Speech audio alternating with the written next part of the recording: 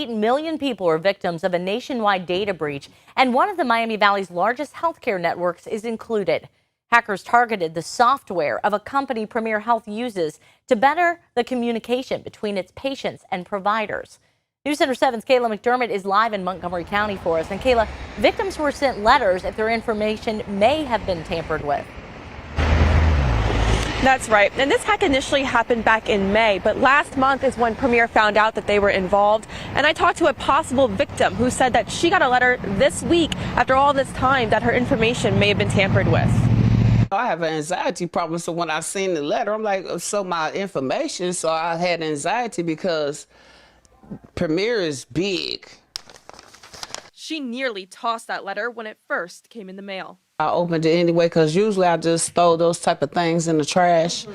And I opened it and I seen what it said. It says, from WellTalk Incorporated, that since Debbie Wilcoxon is a Premier Health patient, which uses WellTalk's software, Move It Transfer, that her personal information could be affected because of a data breach.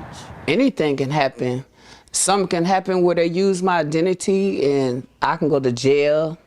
I'm scared of that. The letter points out no evidence of fraud or misuse of patient information has been found yet.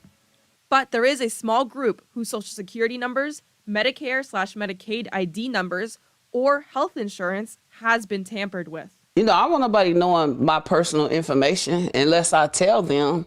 Otherwise, I would want it to stay private. Wilcoxon also would have wanted to find out about the breach back in May when it first happened, not 7 months later. We should have been known. I just think it's sad for all of us. As compensation for people like her, WellTalk Inc. is offering a year of credit monitoring and identity protection services, which Wilcoxon does not think is good enough. That's nothing compared to what can be done with our information.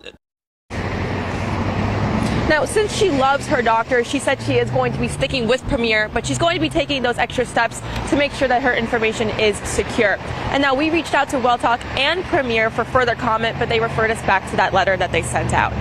Reporting live in Dayton, Kayla McDermott, News Center 7.